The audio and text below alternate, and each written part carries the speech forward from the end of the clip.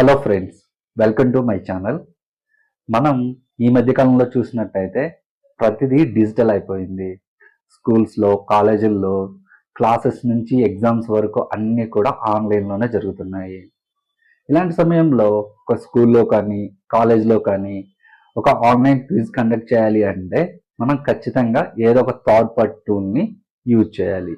అలా కాకుండా మన సొంత క్విజ్ అప్లికేషన్ని ఏఐతో ఎలా క్రియేట్ చేయాలో ఈ వీడియోలో చూద్దాం. దీనికోసం మనకి అడ్మిన్ ప్యానెల్, యూజర్ ప్యానెల్ అనేవి 2 కావాలి. ఇక్కడ చూసినట్టయితే ఇది అడ్మిన్ పేజ్. ఇక్కడ మీరు చూడొచ్చు, ఇక్కడ మనం క్వశ్చన్స్ అనేవి యాడ్ చేయొచ్చు. అదేవిధంగా ఇక్కడ మీరు చూసినట్టయితే ఎగ్జామ్ తీసుకున్న వాళ్ళ రిజల్ట్ అనేది ఇక్కడ డిస్ప్లే అవుతుంది. ఇక్కడ మనం యాడ్ చేసిన క్వశ్చన్స్ ఉంటాయి. ఇక్కడ ఎంతమంది పాస్ అయ్యారు, ఎంతమంది ఫెయిల్ అయ్యారు అనేది పై చార్ట్లో మనకి రిజల్ట్ అనేది కనిపిస్తుంది. యూజర్ ప్యానెల్కి వచ్చేసరికి ఇక్కడ మనకి user name, user ID enter చేసి క్విజ్ అనేది స్టార్ట్ చేయొచ్చు. ఇప్పుడు నేను ఒక ర్యాండమ్గా ఒక నేమ్ అయితే ఇస్తున్నాను. స్టార్ట్ క్విజ్ మీద క్లిక్ చేస్తున్నాను.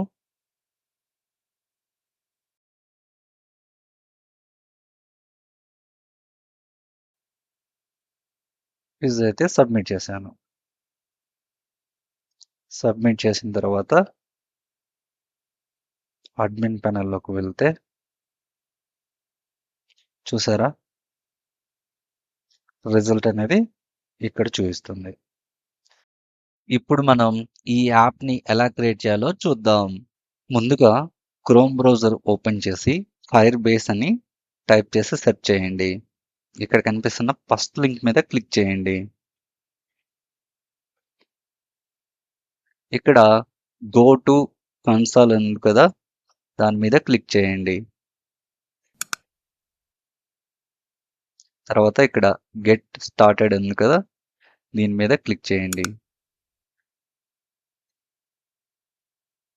ఇక్కడ మీ యాప్ నేమ్ని ఎంటర్ చేయండి. ప్రజెంట్ నేను క్విజ్ యాప్ చేస్తున్నా కాబట్టి క్విజ్ యాప్ అని నేమ్ అయితే ఇచ్చాను. ఇక్కడ యాక్సెప్ట్ దగ్గర ఎనేబుల్ చేయండి. తర్వాత కంటిన్యూ మీద క్లిక్ చేయండి. ఇక్కడ కూడా కంటిన్యూ మీద క్లిక్ చేయండి. ఇక్కడ గూగుల్ అనలిటిక్స్ అనేది మీ ఆప్షనల్, మీకు కావాలంటే ఉంచుకోండి. నేనైతే డిజేబుల్ చేసేస్తున్నాను.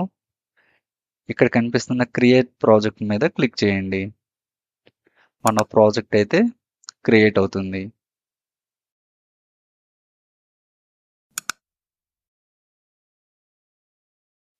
ప్రాజెక్ట్ అయితే క్రియేట్ అయింది. ఇప్పుడు ఇక్కడ డేటాబేస్ అండ్ స్టోరేజ్ అని ఉంది కదా, దాని మీద క్లిక్ చేసి ఇక్కడ ఫైల్ స్టోర్ని సెలెక్ట్ చేసుకోండి.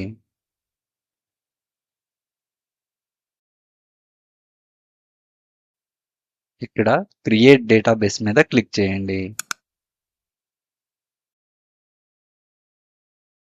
ఇక్కడ మన లొకేషన్ అనేది చూజ్ చేసుకోండి. నేను ముంబై సెలెక్ట్ చేసుకుంటున్నాను. తర్వాత నెక్స్ట్ మీద క్లిక్ చేయండి. ఇక్కడ టెస్ట్ మోడ్ని సెలెక్ట్ చేసుకోండి.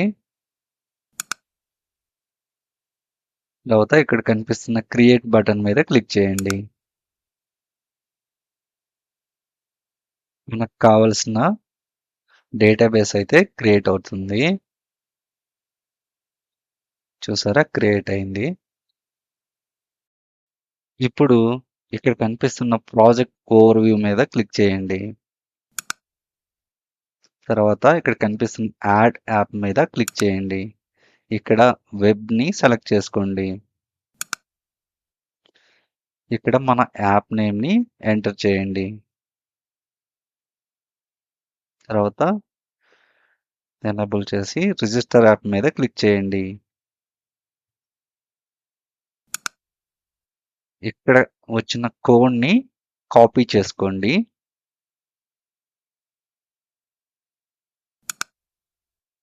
తర్వాత ఇక్కడ కనిపిస్తున్న నెక్స్ట్ బటన్ మీద క్లిక్ చేయండి. ఇక్కడ కూడా నెక్స్ట్ బటన్ మీద క్లిక్ చేసి కంటిన్యూ టు కన్సోల్ మీద క్లిక్ చేయండి. మనం కాపీ చేసుకున్న కోడ్‌ని ప్రాంప్ట్‌లో ఈ విధంగా పేస్ట్ చేసుకోండి. ఈ ప్రాంప్ట్‌ని నేను డిస్క్రిప్షన్‌లో ఇస్తాను. ఇప్పుడు మనం ఈ ప్రాంప్ట్‌ని కాపీ చేసుకొని చాట్‌జీపీటీ ఓపెన్ చేసి ఇక్కడ పేస్ట్ చేయండి.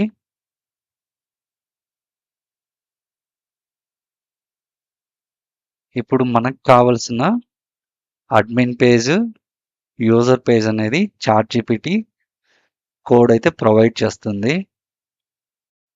ఇప్పుడు ఇక్కడ కోడ్ అయితే వచ్చింది. ఫస్ట్ నేను అడ్మిన్ పేజ్ కోడ్‌ని కాపీ చేసుకొని నోట్‌ప్యాడ్‌లో సేవ్ చేసుకుంటున్నాను. హెచ్‌టీఎంఎల్ పేజ్ లాగా. ఇక్కడ నేను దానికోసం admin.html అని నేమ్ అయితే ఇస్తున్నాను. అలాగే save as type all files అని చూజ్ చేసుకోండి. తర్వాత సేవ్ చేస్తే అది హెచ్‌టీఎంఎల్ పేజ్ లాగా కన్వర్ట్ అవుతుంది.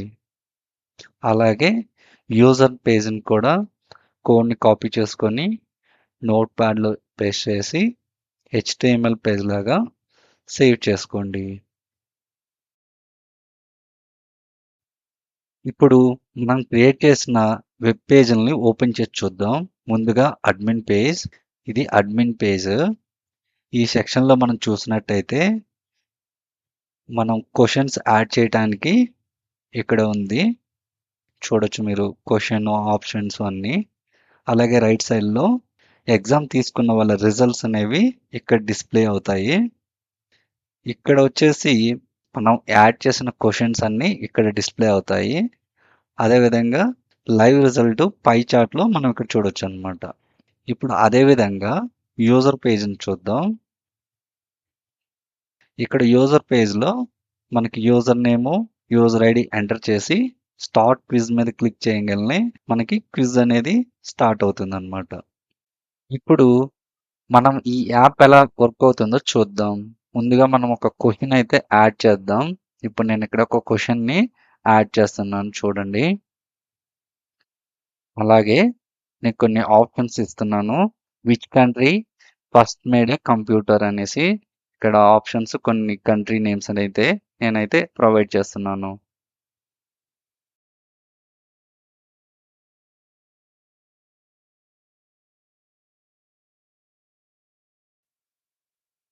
కరెక్ట్ ఆన్సర్ వచ్చేసి యూకే. దాన్ని కరెక్ట్ ఆన్సర్ అనే కంటైనర్‌లో యాడ్ చేస్తున్నాను. ఇప్పుడు నేను యాడ్ క్వెషన్ మీద క్లిక్ చేస్తున్నాను. క్వెషన్ అయితే సక్సెస్‌ఫుల్‌గా యాడ్ అయిపోయింది. ఇక్కడ మీరు కింద కూడా చూడొచ్చు. ఇప్పుడు నేను మరికొన్ని క్వెషన్స్‌ని యాడ్ చేస్తాను. నేను టోటల్ కొన్ని 5 క్వెషన్స్‌ని అయితే యాడ్ చేశాను. ఇప్పుడు ఇందులో మీకు ఏదన్నా క్వెషన్ వద్దు అనుకుంటే డిలీట్ చేసుకోవచ్చు. నేనిప్పుడు ఒక క్వెషన్ అయితే డిలీట్ చేస్తున్నాను. ఇప్పుడు మనం యూజర్ ప్యానెల్‌లోకి వెళ్ళి ఇక్కడ యూజర్ నేమ్ అయితే రవి అని ఒక రాండమ్ నేమ్ ఇస్తున్నాను చూడండి. అదేవిధంగా 201 అనే యూజర్ ఐడిని కూడా ఇచ్చాను. ఇప్పుడు స్టార్ట్ క్విజ్ మీద క్లిక్ చేయగానే క్విజ్ అయితే స్టార్ట్ అయింది. ఇప్పుడు నేను క్వెషన్స్‌ని ఆన్సర్ చేస్తున్నాను చూడండి. ఇప్పుడు నేనేమన్నా రాంగ్ ఆన్సర్ క్లిక్ చేస్తే రైట్ ఆన్సర్ అనేది గ్రీన్‌లో డిస్‌ప్లే కూడా అవుతుంది.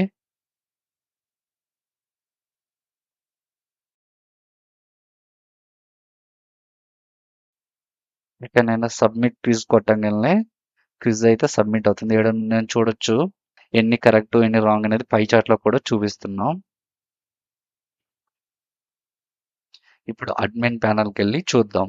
ఈ రిజల్ట్ ఇక్కడికొచ్చిందా లేదా అనేసి. చూసారా? మనం ఎంటర్ చేసిన నేము, ఐడీ, స్కోరు అయితే ఇక్కడైతే రావటం జరిగింది. ఈ వీడియో కనుక మీకు నచ్చినట్టయితే ప్లీజ్ లైక్ చేసి షేర్ చేయండి. అదేవిధంగా ఇలాంటి మరిన్ని వీడియోల కోసం మన ఛానల్ని సబ్స్క్రైబ్ చేసుకోండి. Thank you.